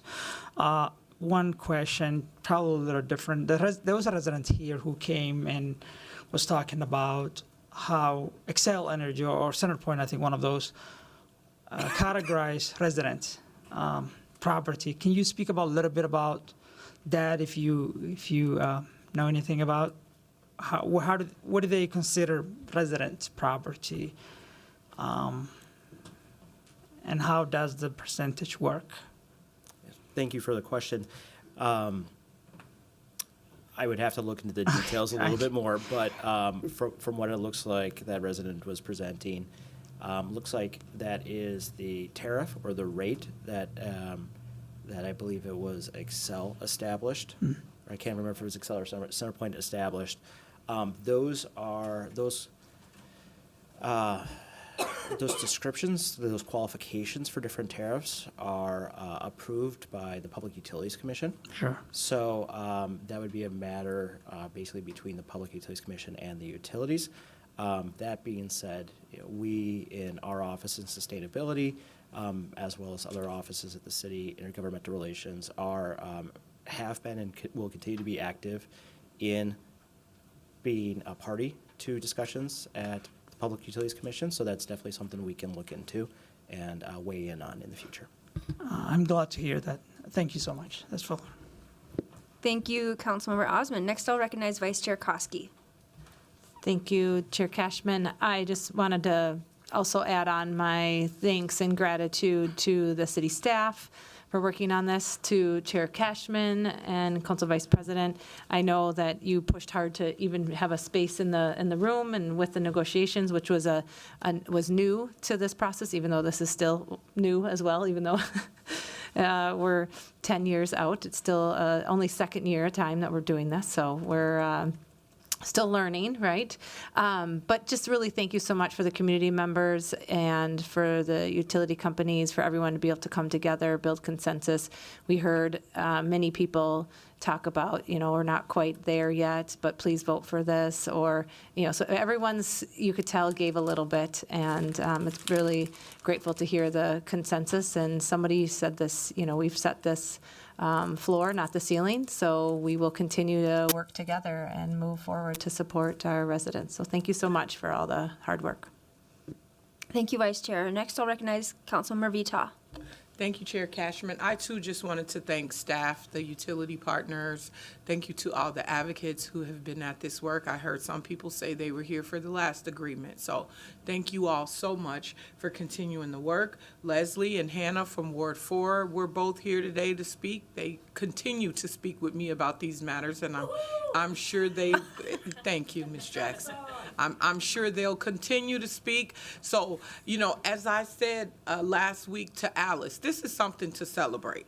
We really should be happy about this agreement. I know that some folks feel like there's still more to do. There's going to be a lot more to do, but I think we should celebrate these big wins that we get when we get them. And this is a win, and we've all come together, and I'm almost certain this will be a unanimous vote from this council, and so we'll be celebrating. We always celebrate when we get a unanimous vote. You all can't see it, but we see it. So you should celebrate along with us, because this is a big deal for our city. Minneapolis has always led the way, and with advocates like you in the room, will continue to lead the way. Thank you.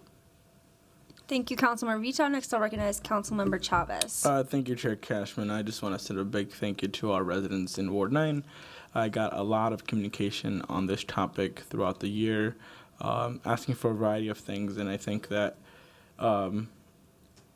we take what we can. I appreciate that the advocacy of my constituents in particular. I know many residents across the city advocating for change. I know that without their voice, we wouldn't be here today. So I did want to acknowledge their advocacy, coming to testify today, and all the work that they did in the background. I also want to thank our city staff. I know that this job isn't easy, and you did as much as you could, and it's something that we can celebrate. But I also want to say thank you to Councilmember Cashman, Chair Cashman, and MJ in particular. MJ works for Councilmember Cashman. She helped me through this entire process when I had a lot of questions. So I wanted to make sure that I thanked your staff too, Chair Cashman. But ultimately, we have a lot left to do. I think we heard very loud and clear, and we feel it all over our city that this is an important topic in our city. And I think that we are doing what we can today. And yet there are other tools that we have in our pocket, like policies, funding, ways that the city can make sure that we take quicker action on climate change. So I just want to make it clear to our residents, at least you have my commitment that, yes, I'll be supporting this today. It's not perfect. And I think that our staff did as much as they could. And at the same time, our residents push really hard on this too. So I just want to say thank you to our staff, thank you to the people that showed up today. But there's been a lot of engagement on this throughout the whole year. I've been getting a lot of emails from my constituents. And just know that we are going to continue figuring out how we do other stuff, because we heard that very loud and clear today too. Thanks. Thank you, Councilmember Chavez. Next, I'll recognize Councilmember Chowdhury. Thank you, Chair Cashman. First of all, thank you to you, Attorney Jocelyn Bremer. Thank you, Luke Hollenkamp, for all of your work and all of the work of your teams in getting this franchise agreement to the place that it is. I know that you have worked really, really hard, and I also extend my gratitude to Chair Cashman and Council Vice President Chugtai for their work. MJ Carpio is really getting a lot of shout outs today because she deserves it. She really shepherded the council process. Yeah, we can give MJ some applause for sure. I share in the joyfulness of coming to an agreement, and I appreciate our community's engagement in this and advocating for us to support it. And I think there's some really good things within here. It's a big deal to get these local level agreements from the utilities that we let operate in our city, right? It is important, and it should have happened a really long time ago. I appreciate the equity goals and the improvements on service provision, the work that we did around the permit fees. These are really great things. And the really hard work within the MOU, and then the continued work of the Clean Energy Partnership. And I feel I have to be a bit of the climate killjoy, right? Somebody has to be. The question that we gotta ask is, where do we wanna be in 10 years? Today, we are super privileged to accept this agreement, but I fear in a decade from now, those who follow will not share in that privilege. This agreement, as it stands, will not be acceptable in 10 years. And in 10 years, I refuse to be frustrated as I am today about the failure to meet the climate action goals that have been set in the Clean Energy Partnership. 2 out of the 7 metrics that we look at have not been met. And those are greenhouse gas reductions, primarily fossil fuel.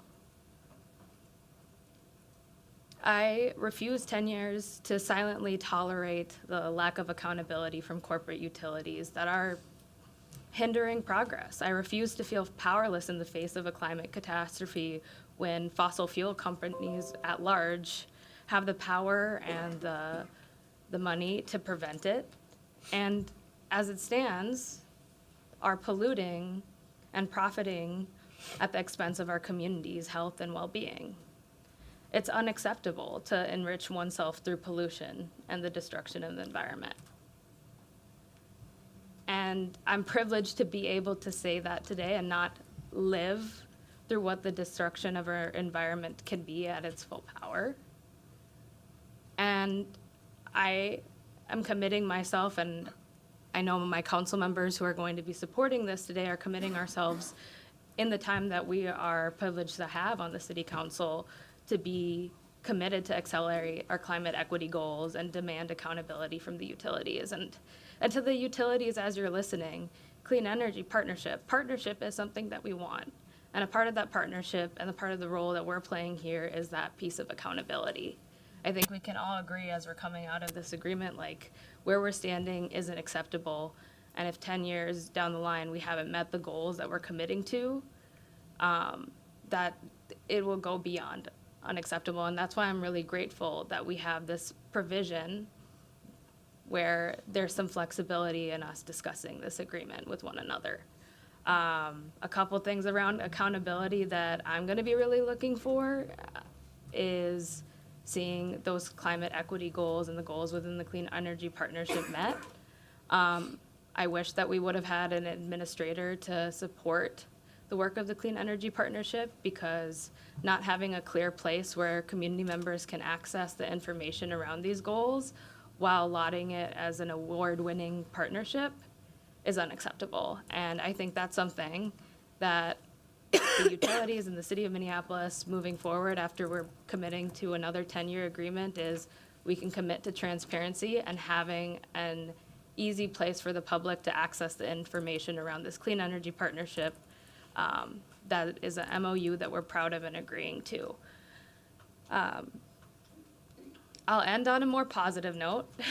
While I'm frustrated and sharing the frustrations of our community, I remain hopeful because I know we have the tools, the knowledge, and the collective will as the community in Minneapolis to have a future where our communities thrive and are a part of the climate future instead of being left behind where I feel like we presently are. And I encourage every single person that's shown up here for the last decade to keep on showing up and also lighting a fire among the younger generation and participating in the work that you're doing, because 10 years from now, we're gonna need even more faces to continue to advocate and hopefully celebrate the changes that we've made and the progress that we've gained. Thank you.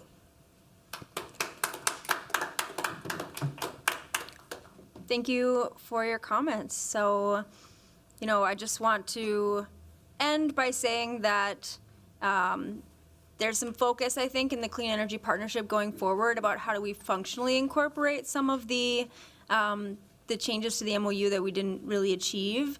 And so with EVAC in particular, I just want to point out that we do have a lot of vacancies on the Energy Vision Advisory Committee right now, and we're going to be welcoming new folks to join the Energy Vision Advisory Committee. I know Luke is working really hard to get the website back up and running. Perhaps you can provide a quick update on that so that folks can follow along the work of the Clean Energy Partnership and hold us accountable in that forum to the goals set in these agreements. Luke, can you offer some updates there? Sure. Happy to, Chair Cashman. I just met yesterday with my counterparts at the utilities. As we've previously discussed, we had a number of bids to create the website, a new website, I should say. And one of those bids has looked very attractive, and we're just waiting to get the basically official go-ahead from our superiors to do a cost share to get the get a new website stood up. Once we entered agreement with the new website provider, they've indicated it'd probably be 60 to 90 days before it is fully operational, but likely they'd be able to get some amount of the website up and running even earlier than that.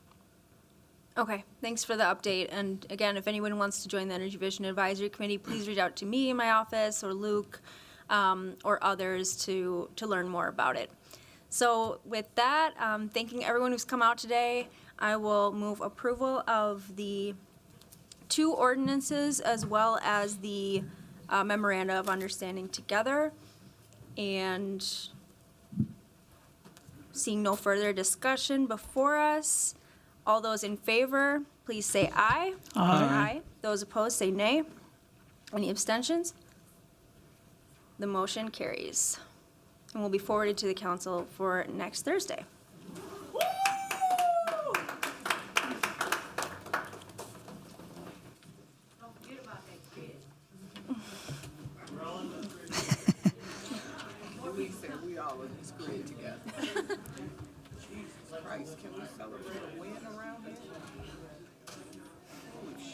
I know. It is a big win. A big one. Can do them and grow. I learned so much from those guys than anything else. They're amazing. Committed for a long time. They were doing this work when I was doing tobacco work, doing environmental justice work. Like, We're six has their own crew of like environmental. every board does. All right, so as you all exit the chamber, if you can just, keep your voices down so we can continue with the agenda. Much appreciated. Our next item is revisiting the concept layout approval and easements for 38th and Chicago Avenue, George Floyd Square. I do want to make the motion that you see before you to refer this to the city clerk to be placed on file for further consideration of the following. 1, the concept layout for 38th Street and Chicago Avenue, George Floyd Square. And 2, the authorization for negotiations with private property owners to acquire easements and additional rights of way for the project. So just want to share some information about this motion. This is a decision that was done in consultation with clerks, attorneys, and public works leadership. This motion essentially puts the open concept layout on ice while we further explore the design and legal considerations for the pedestrian plaza. This will ensure the entire work done to date by staff and consultants isn't lost. The file is saved and we can return to it if the pedestrian plaza doesn't get fully adopted or implemented. Next week, I'll be introducing a formal legislative directive to get the information to comply with state statute for pedestrianization at 38th and Chicago intersection. And given that the city actively supported the pedestrian mall bill at the state with 38th and Chicago in mind, this is a reasonable and appropriate step to take for us to use this new legislative authority that we have. I see that Public Works have been doing their best to balance infrastructure and economic considerations. 8 council members, including myself, voted in support of a pedestrian plaza concept last year and are doing our best to balance community voices and demands and needs in this space. So we are listening to community members who are asking us to try pedestrianization to the extent possible, giving our options fair chances through the legislative means that we have, and ensure that the concept layout we end up approving is the concept layout that's been thoroughly, evenly, and mindfully explored. And so, for me, I think the most important thing is honoring the sacred nature of George Floyd Square and ensuring that people can safely gather in this space for years to come. And for that, I believe we need a strong pedestrian component to be formalized in the design. So I'll ask for a second on that motion. Second. Any discussion?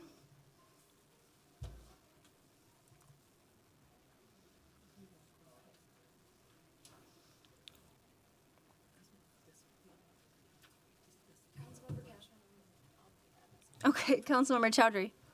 Thank you, Councilmember Cashman. Could you just quick review the motion? Yes, happy to. So the motion is before you. It's printed. It's a motion to refer to the city clerk to be placed on file further consideration of the concept layout for 38th Street and Chicago Avenue, George Floyd Square, and authorization of negotiation with private property owners to acquire easements and additional right-of-way if necessary for the project. And so this, again, as I was saying, is essentially, this was the recommendation of the city clerk in last council meeting, was to put this concept layout on ice while we fully explore the pedestrian plaza design. And next week, we'll be introducing a legislative directive that asks Public Works to bring forward the legal and design requirements to comply with state statute. And just a quick follow-up question to that, Madam Chair. Just so I have a better understanding on filing this away, should this body want to bring this back into discussion, is that only possible within this committee, or is it also in other committees? And what action would be necessary in order to do that? And perhaps that might be for our city clerks. Clerk Ken. Chair Cashman, to Councilmember Chowdhury's question, the motion proposed here is essentially kind of a way to table this item temporarily while the body and the Public Works Department essentially come to some sort of future plan. But what this does is essentially keep the current plan just on file with the clerk's office, but it can be brought back if and when it is desired by either the body or department. This motion is a bit of a different motion, but the committee's recommendation, if this motion is successful, would still be forwarded to City Council on Thursday for formal action to, again, put it on file with the clerk's office. So it would essentially be a way for this committee to take it, to move it forward to council, and council would make that final decision as to whether or not to put the item on hold while work is continuing to be done, or something else if the council decides not to approve that motion. But ultimately, the final decision would still be with the city council, and it would be a way for this item to kind of progress out of committee, even if temporarily just to be put on hold. Mm-hmm. Thank you. And just follow up to that, in order for it to come back to committee, it would be a formal motion that would need to be made by a member of the body and then accepted by the body. I think that's correct. Yeah. Awesome. Thank you so much. Vice Chair Koski. Thank you, Chair Cashman. Colleagues, today we have the opportunity to take a meaningful step forward by approving the recommended concept layout for George Floyd Square. This plan is not a final blueprint, but a framework, a flexible foundation that allows us to keep moving forward while leaving space to refine, adapt, and grow as we learn from and collaborate with the community. I see this layout as a canvas, a starting point that provides structure while still allowing us to shape the future of George Floyd Square together. Like any great work in progress, it begins with the foundational layer, but it isn't finished. It leaves room for us to add, refine, and build upon it over time. For me, this plan represents the right balance between progress and flexibility, between taking action and keeping the door open to what comes next. This plan moves us forward while we continue the important work of education, engagement, and building community support for a pedestrian plaza or mall. It gives us the opportunity to demonstrate potential models to business owners, neighbors, and community members, allowing them to experience what this vision could look like firsthand before they make a final decision. I understand and respect that while I believe this is the best approach, my colleagues have a different vision for the path forward, and I don't blame them. This debate isn't just about a layout. It's about trust. Trust that was broken, never rebuilt, and remains absent from this process. Residents are exhausted. This is an emotional issue, and rightfully so. The lack of trust, both in this administration and in this process, has made it nearly impossible to reach a balanced, workable solution without real assurance from the executive office. Many don't believe the mayor or administration will follow through on a pedestrian plaza or mall. And given the mixed signals calling this a flexible model, while at the same time insisting a pedestrian plaza or mall will never happen, I understand why.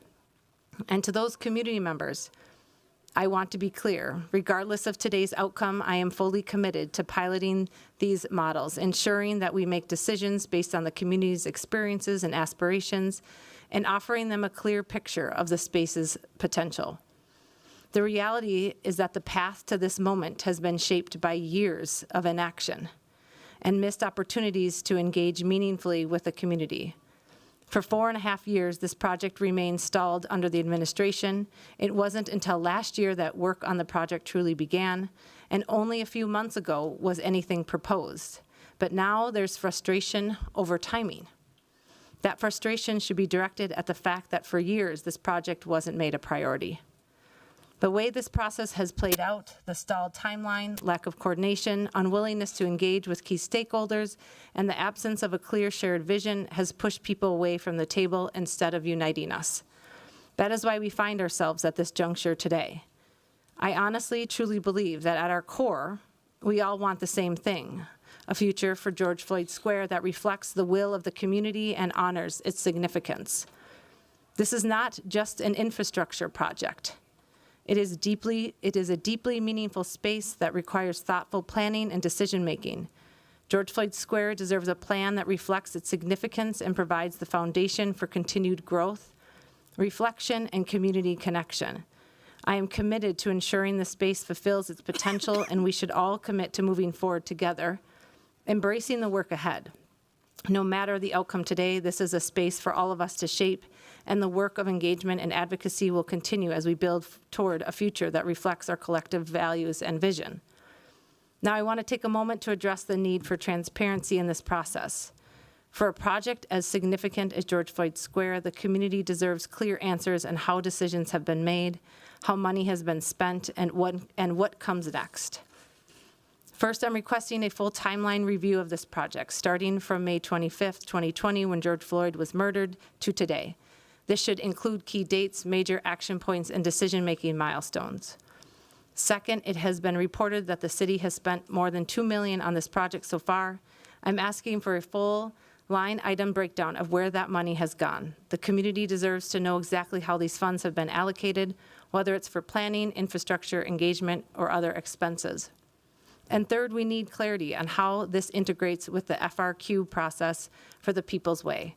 We cannot talk about the future of George Floyd Square without considering who that future includes, who is at the table. What are the next steps for the process? When will the community get to see and evaluate the applicant's proposals? What's the plan for ensuring real public engagement in this decision-making process? I'm requesting all of this information via administrative response memo.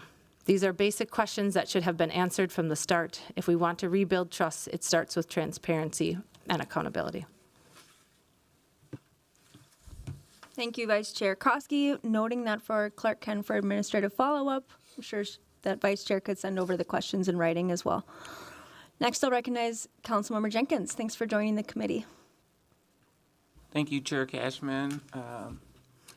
I guess I have a question for staff as to what this delay will do to the project. I mean, I hear moving forward, but the motion is actually taking a different direction. And so can someone from staff answer what this delay will mean? Director Sexton. Yeah, thank you, Chair Cashman, Councilmember.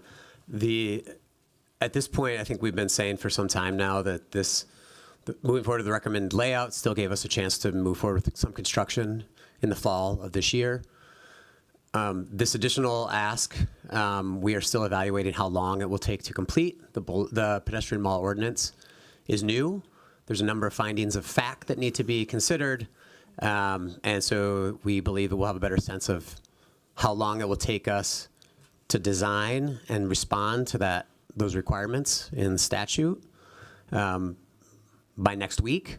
But any delay at this point will make it not possible to start construction in 2025. Thank you. You know, I guess I would just have to say I'm really disgusted by this political game that's being played. There has been 4.5 years of meaningful, authentic engagement with community members. Community members have considered a pedestrian mall and have said that is not what is desired. We are literally saying to hundreds and hundreds of constituents who've shown up for hours and hours and hours over many, many years that we don't care what you think. We know better. We know better than the community that lives there. And to play games about the administration, that's ridiculous. This process has been held up by the community. And so, you know, this delay will mean that my community that I live in, that I represent, that I've been paying taxes in for the past 45 years, will continue to look like Black lives don't matter.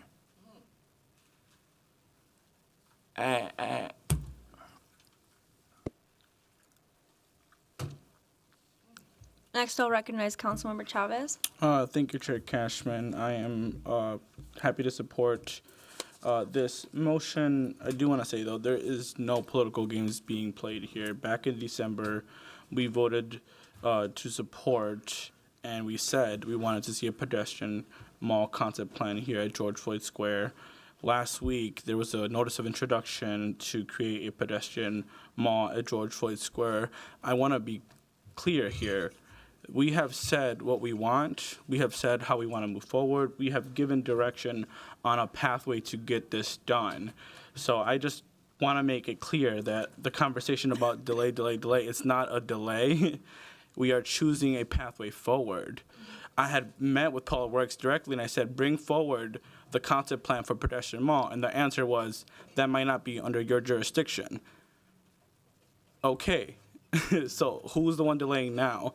I want to be clear on those conversations. I think the other component here is that when we talk to community members, and I keep reminding people this because I feel like people want to sanitize and want to forget what happened in the summer of 2020, and I'm going to keep on saying it, and it's that the Minneapolis Police Department, the city of Minneapolis, broke trust with Minneapolis residents. They murdered George Floyd on broad daylight. They subsequently now have almost 2 consent decrees, and there has been a lack of investment in this area, also known as 38th Street and George Floyd Square. We have said we want to move forward. We are extending an olive branch to say, okay, we hear what the mayor is saying. The mayor is saying he wants to move forward. Okay, we are working towards a pedestrian mall to at least recognize that this has been and still is and will always be a protest zone at George Floyd Square. So we're saying let's move forward together. We want to work with the administration on this. We want to recognize what happened here. We're not trying to stop construction. We are saying if we move forward with a pedestrian mall plan and we work together, we can get this done. And that's what we're trying to do here. Thank you. Thank you, Councilmember Chavez. Seeing no one else who wishes to speak on this item, I'll ask the clerk to please call the roll on the motion.